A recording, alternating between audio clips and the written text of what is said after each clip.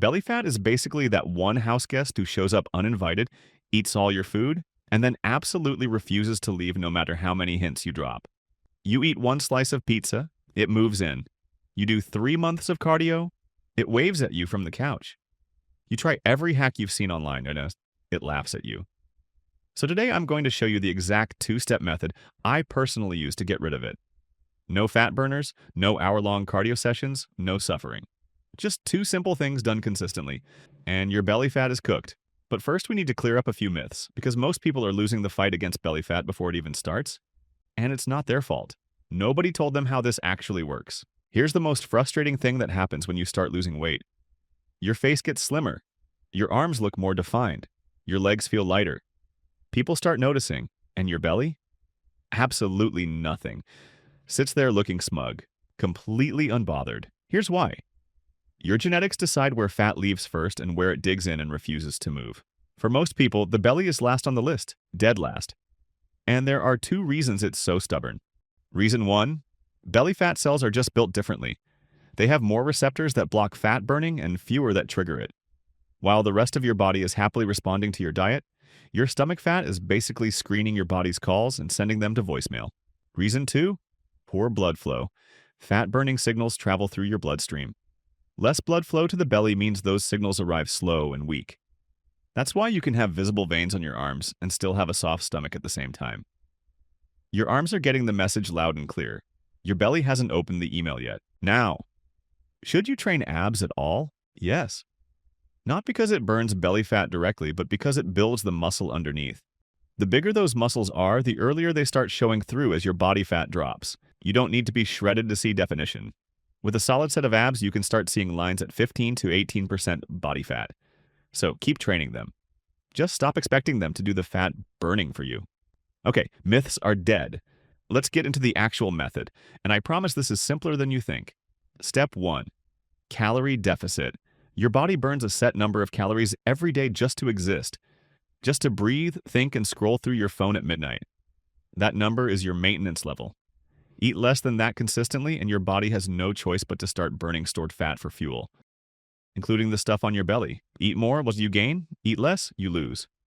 That really is the whole thing. Now, I'm not going to tell you to obsessively weigh every gram of food you eat.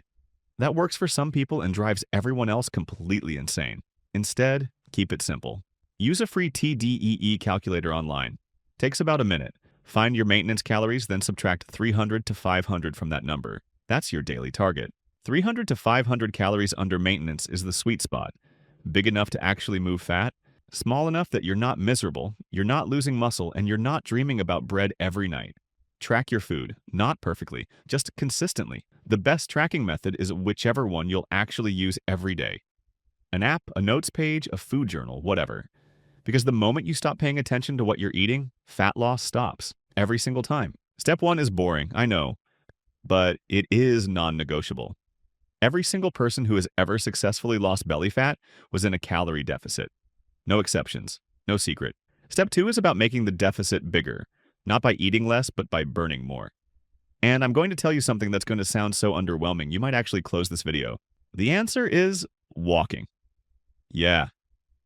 Walking. That thing you've been doing since you were 11 months old. I know what you're thinking. There is no way walking gives me a six-pack. And you're right. Walking alone won't give you a six-pack. But combined with a calorie deficit, it is the most sustainable fat-burning tool most people will ever use. Here's the problem with intense cardio. HIIT, running, cycling hard, they all burn calories, yes. But they also cost your body a lot to recover from. Do them before lifting and your strength drops. Do them after and your muscles can't recover properly. Push too hard for too long and your body starts breaking down muscle for fuel, like the exact opposite of what you want. And here's something most people don't know. When you do high-intensity cardio, your body doesn't actually burn fat as its primary fuel. It burns something called glycogen. That's basically stored sugar your body keeps in your muscles for quick burst energy. Your body reaches for glycogen first during intense exercise because fat burns too slowly to keep up with the demand. Walking is a completely different story. At a low, steady pace, your body has plenty of time to tap into fat as fuel. No urgency, no need for quick energy, so it goes straight to the fat stores and starts burning through them. That includes the fat on your belly. So while running might feel like the harder, more productive option, Walking is literally more direct when it comes to burning fat.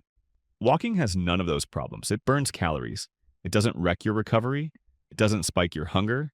It doesn't interfere with your training. And you can do it every single day without your body breaking down or your brain giving up. Aim for 7,000 to 10,000 steps a day.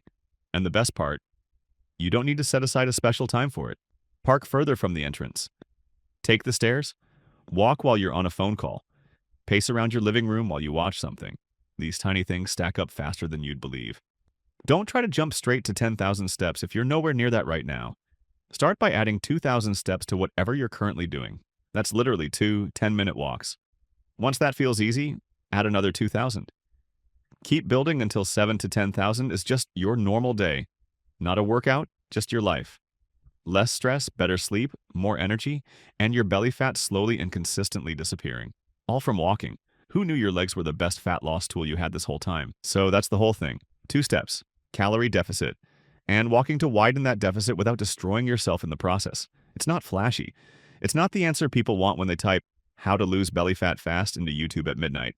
But it's what actually works. And more importantly, it's what keeps working week after week until that belly fat is genuinely gone. Your belly fat didn't show up overnight. It's not leaving overnight either. But stay consistent with these 2 things and it will leave. It has no choice.